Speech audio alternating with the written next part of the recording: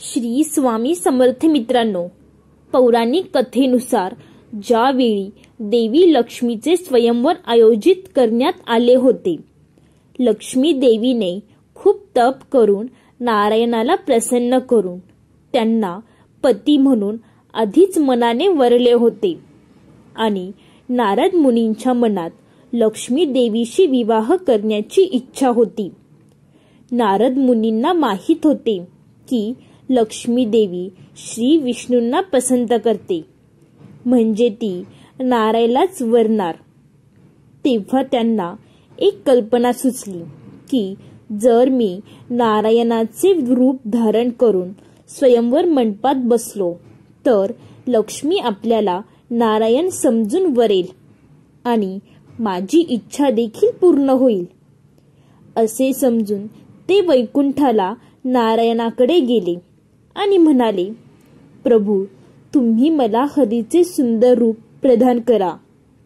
नारायणाने तात्काळ त्यांची इच्छा पूर्ण करीत त्यांना हरीचे रूप दिले आणि नारद मुनी खूप आनंदाने स्वयंवर मंडपात जाऊन बसले.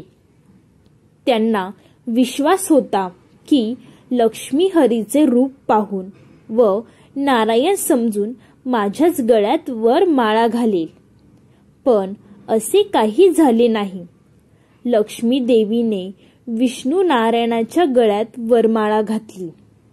मग खूप निराश होऊन नारद तेथून निघून गेले. रस्त्याने चालताना त्यांना बाजूला एक जलाशय दिसले. त्यात सहज डोकावून पाहताना त्यांना त्यांचा चेहरा दिसला. आपला चेहरा पाहताच ते खूप हैराण झाले होते, कारण त्यांचा चेहरा माकडासारखा दिसत होता. म्हणजे याचे कारण असे होते की हरी या शब्दाचे दोन अर्थ होतात. हरी म्हणजे विष्णू व हरी म्हणजे माकड असा अर्थ होतो. म्हणून श्री विष्णूंनी त्यांना हरीचे दुसरे रूप माकड दिले होते. आपल्याशी नारायण कपटीने वागले.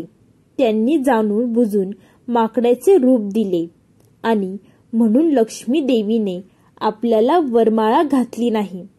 हे सर्व नारायणाने मुद्दामच केले आहे असे समजून खूप रागाने ते वैकुंठाला जाऊन पोहोचले आणि नारायणाला काहीही कारण न विचारता श्री विष्णूला शाप देऊन मोकळे झाले. ते म्हणाले, नारायण, तुम्ही मला कपट बुद्धीने माकडाचे रूप दिले आणि लक्ष्मी देवीपासून मला दूर केले. असे करून तुम्ही मला स्त्रीपासून कायमचे दूर केले. तुमच्यामुळे मला स्त्री वियोग सहन करावा लागला आहे. म्हणूनच लवकरच तुम्हाला पृथ्वीवर मनुष्य अवतार घ्यावा लागेल आणि पत्नी वियोग सहन करावा लागेल असा मी तुम्हाला शाप देत आहे.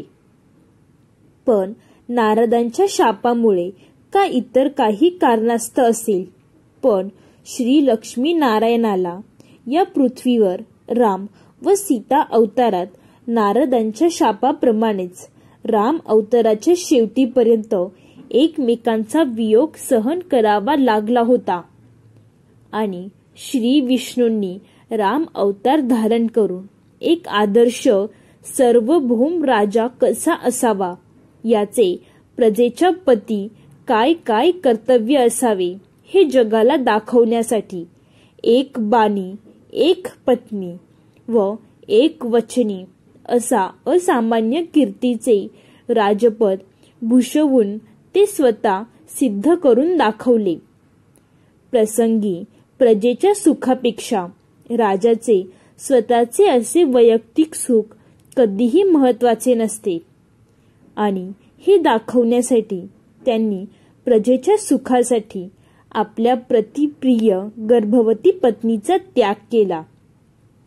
राज्यकारभार व्यवस्थित सांभाळत जनतेच्या नकळत त्याची शिक्षा म्हणून राजवैभव व सर्व सुख वस्तूचा त्याग करून श्रीराम स्वतः पत्नीच्या विरहत शेवटपर्यंत बैरागी जीवन जगले. अशा प्रकारे श्री भगवान विष्णूंनी मानव कल्याणासाठी या पृथ्वी तलावर खूप वेळा अवतार घेतले. राम अवतार पण त्याच उद्देशाने घेतला होता आणि त्या निमित्ताने काहीही असू शकते. आपल्या प्रिय भक्ताला राजा अंबरीशला दुर्वास मुनींच्या शापामुळे वाचवण्यासाठी नारायणाने या पृथ्वी तलावर 10 वेळा गर्भवास सोसला होता